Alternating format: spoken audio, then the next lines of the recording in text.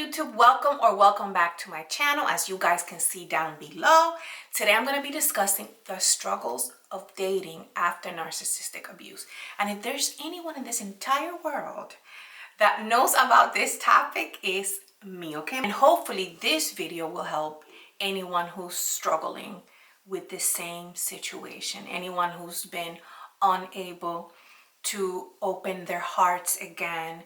I've come to the conclusion that I do trust my judgment. I do. But for a long time, I haven't. And it's been years. I am traumatized. And it sucks that it has taken me so long to admit to myself that I am still traumatized. And I thought that 8 years later, I wouldn't be. But I'm still fearful of letting somebody in, but I am working on it. I'm baby step. Finding someone interesting is very difficult for me because I'm extremely picky. But, I'm getting very close, okay? I will just leave it at that. So the fear of being heartbroken again, of being manipulated again, of feeling even remotely close to how I felt with the narc is super scary. It gives me anxiety. Just thinking that I might be opening up to the wrong person again is anxiety inducing, okay? So that's the first thing. Fear of being hurt again, okay? And that fear causes you to also see red flags in every potential partner. Try to remember when you go out there, when you put yourself out there once again, don't rush, don't be in a rush to date again. Take your time. Don't take 7 years. Don't be like me, okay? Try to put yourself out there when you feel good, but also don't wait 7 years to do it. Don't wait 8 years. Don't wait 10 years, okay?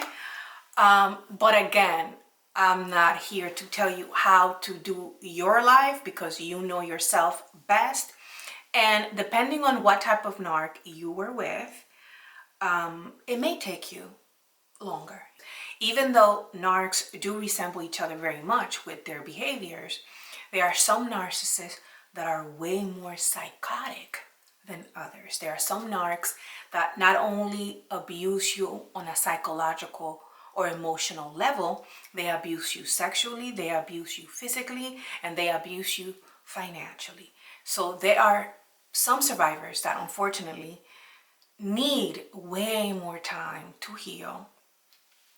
Also considering that they've been in a relationship or married to a narcissist for a very, very long time.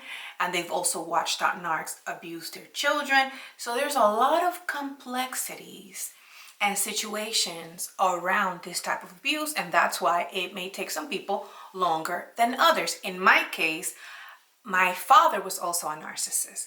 So I found myself, healing from from childhood traumas and other family members who are also narcs, and I was healing from that. So it was a lot of different types of abuse that I endured that I found myself healing from later on in life, okay? So that might be the case for you if you're wondering, why is it taking so long? There's a fear of being manipulated again. And this fear gets even deeper. The more attracted you feel towards a person, the more on a physical level, on a mental level, the more attraction that you feel towards a person, the more afraid you're going to feel, even if that person is a normal human being with flaws, because everyone has flaws. And that's what we have to remember when we put ourselves out there. Is that we are not perfect, they are not perfect, no one is perfect. So in order for us to find love again, healthy love, okay, and be in a healthy relationship, we have to be able to see that flaw and understand that this person is not a perfect person, just like I'm not a perfect person. And let's analyze how big this flaw is. If someone gives us or shows us a sign of human imperfection, can we look at that flaw, being a small flaw or a medium-sized flaw or even a big flaw, okay? Can we sometimes try to sit on it for a moment? Not overanalyze it right there and then. Try not to label that person and just sit with it for a day or two and try to figure out, am I overreacting? Because I know I do a lot of overreactions. I'm a big overreactor, okay? I react very quickly and sometimes very big. I think that's part of my bipolar too. I don't know. I'm not trying to make excuses here. Not trying to make excuses, but I think that's part of my bipolar condition. But anyhow, I used to block them. I'm not blocking them anymore. So I'm very proud of myself and the advances that I've made in the last few years, because now I'm not blocking people that don't react the way that I want them to react. Okay? And, we have to work with that. We have to understand that people are going to have flaws and they're not necessarily a bad person, because we also have flaws, okay? People are going to have imperfections. They're going to have flaws. They're going to have things that you're not going to like, but can you look past it? And that's what you have to ask yourself. Is this relationship worth looking past these flaws that this person is presenting to me? How big are his or her flaws? Okay, that's what we have to look at, okay? Because you're never gonna find love if you're looking for the red flags. Okay, so that's another thing. Let's try not to look for the red flags. Let's look for the green flags. And that's another thing that I'm teaching myself. Anna, look for the green flags, honey, because if you look for the red flags, you're gonna find red flags. If you're looking for red flags, you're gonna find red flags. And I'm gonna just talk a little bit about that. For example, I tend, when I'm talking to a guy, and typically we have each other's social medias, sometimes it bothers me. If I see a lot of women, it bothers me. If I see that person liking a lot of other women's pictures, it's going to bother me. And we don't even have to go together. You don't have to be my boyfriend, because I'm just a very jealous person. In some cases, I'm going to stop talking to you just based off that. So another thing is, we have a fear that the narcissist that we were in a relationship with is going to harm us. Even if that narc has never in their life told you that they're going to hurt you if they see you with another person, maybe they have. But in my case, well, I was threatened, okay? But I was threatened years ago. But those threats, I took those threats to heart. I took those threats to heart, and I know, because my therapist has brought this up to me a lot of times, that I have a fear that this person may come after me. I know that the fear is justified, but it's also justified for you to get on with your life. And that's my main message here. It doesn't matter how long it takes you. At some point, you do have to put yourself out there. At some point, you do have to, even with fear, little by little, you're going to lose the fear. I know that I am. And sometimes, you just haven't found the right person either. Because I think with me, it's been a mixture of both. I haven't really seen many people out there that have really called me out of my bubble. I think sometimes you also need the motivation, okay? Aside from the things that I've mentioned. So, I mentioned fear of the narcissist hurting you or hurting your partner. But there's also some narcs that will threaten to hurt themselves. Yes, yes, unfortunately, yes. This happens. And if you're a kind-hearted person and this narc has had situations in which he tried to hurt himself and or others, it's very justifiable for you to feel like, I don't want this narc to hurt himself, even though he hurt me, even though he caused me a great deal of pain and trauma. I don't want this narc to hurt himself. So I'm just going to stay alone for a while until they find themselves another person, until they, find themselves another relationship. And that, my love, okay, is not, I understand you if that's where you're at right now. But honey bunny, regardless of what the narc is telling you, you know that they're out there doing them. Whether you see it or not, and most likely some narcs, if they want to be with you intimately or any other way, they're not gonna bring around their new plaything, okay? They're not going to bring them around you. So you may never see it, but it's happening. Trust me, that is happening. They're doing them. They're making themselves happy, whether you see it or not. So don't you stop living because you don't want to upset that person. Don't hold yourself back and hold your happiness back because someone wants to play mind games with you still, wants to manipulate you still, okay? Let's not do that, okay? So that may be another reason why you may find yourself alone many years, after a relationship with a narcissist, that fear of that person hurting themselves, okay? Fear of not being enough. Because being with a narcissist will mess with your self-worth and your self-esteem, okay? I think that even though I didn't want to admit it, that was another fear of mine. After dealing with a narcissist, I questioned, am I bringing enough to the table? Do I need to do more? Is my body up to par? Is my face up to par? Is my intellect up to par? When you're with a person who's always picking on you, who's always making you feel like you're not enough, eventually you're gonna start questioning, am I enough? Is this new person gonna be happy with me?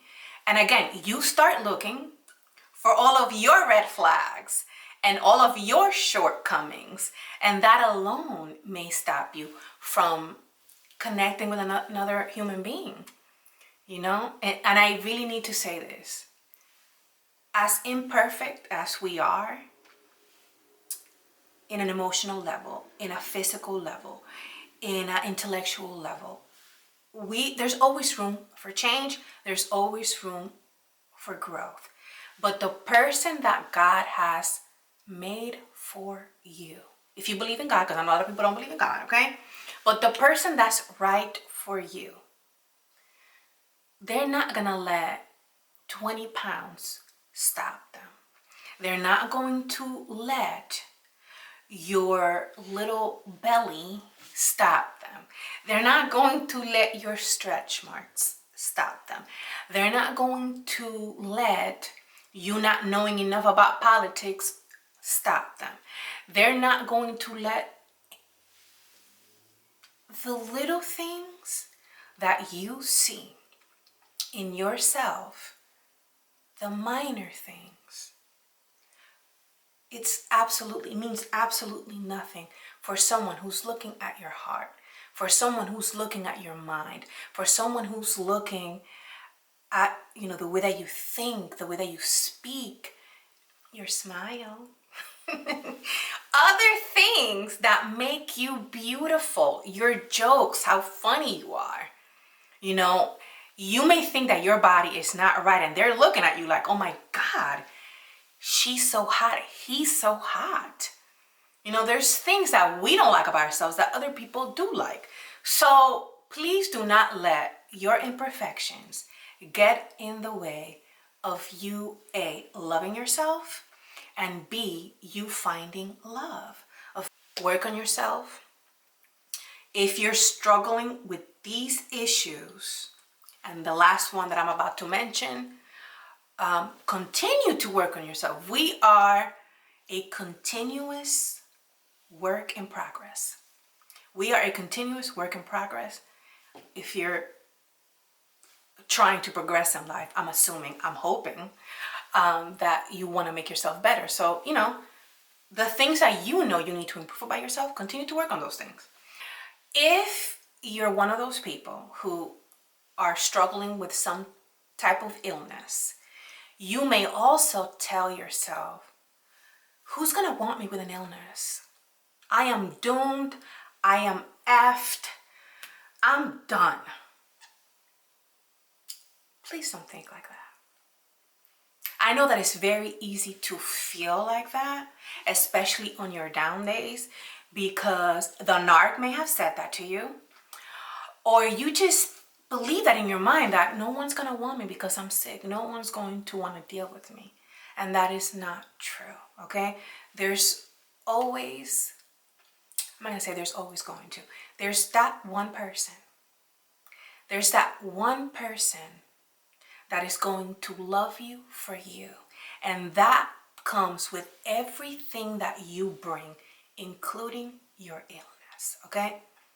Including whatever illness you're battling at this moment.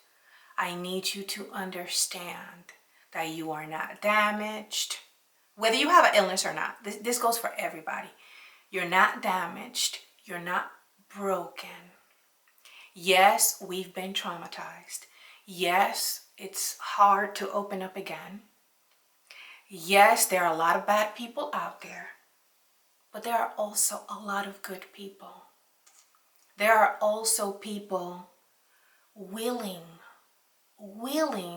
to love you correctly, willing to learn you, willing to learn your love language, willing to have a loving, healthy, and caring relationship where you are seen, where you are protected, where you are going to be understood and loved, okay? And you cannot give up on that. You cannot give up on that. I know that I've done it for many years. And, you know, I've stated the reasons why.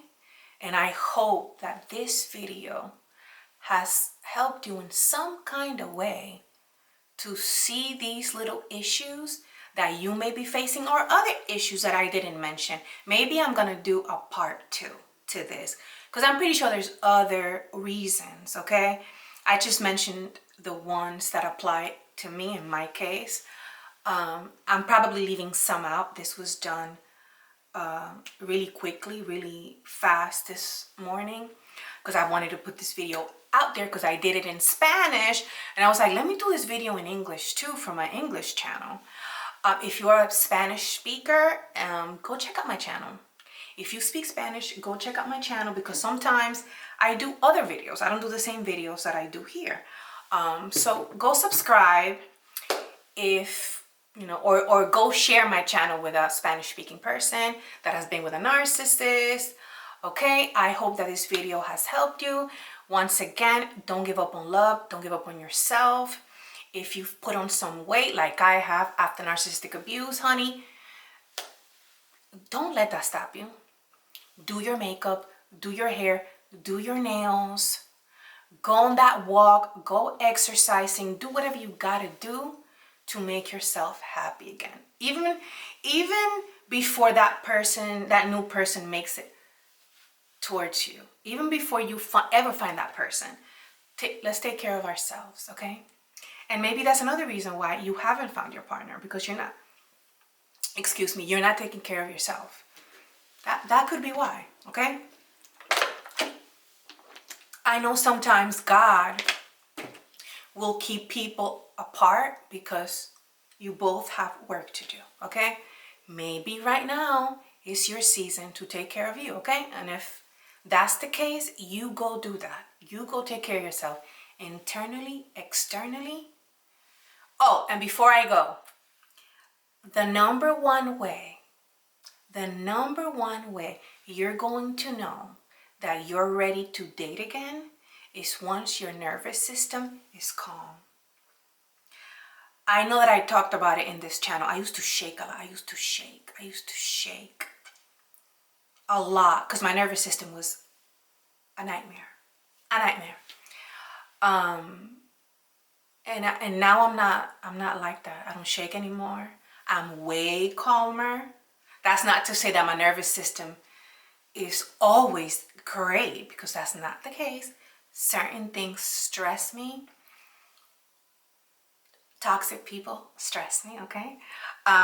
So if that's the case, try to keep toxic people away, okay? And do whatever you gotta do to calm that nervous system. Once you're calm, you're gonna feel better in regards to your autoimmune situation, and you're also going to attract more, because a calmer nervous system equals a happier person. A happier person is a more attractive person. A more attractive person attracts what they want. Sometimes you won't attract what you want, but you let people, know kindly, I'm looking for something else, or, whatever excuse. You guys know what to say. We always have excuses, okay? So that brings this video to the end. Like I said, I hope it helped someone out there. Go make yourself happy. Go out there. Put yourself out there, okay? All right. Take care. Bye.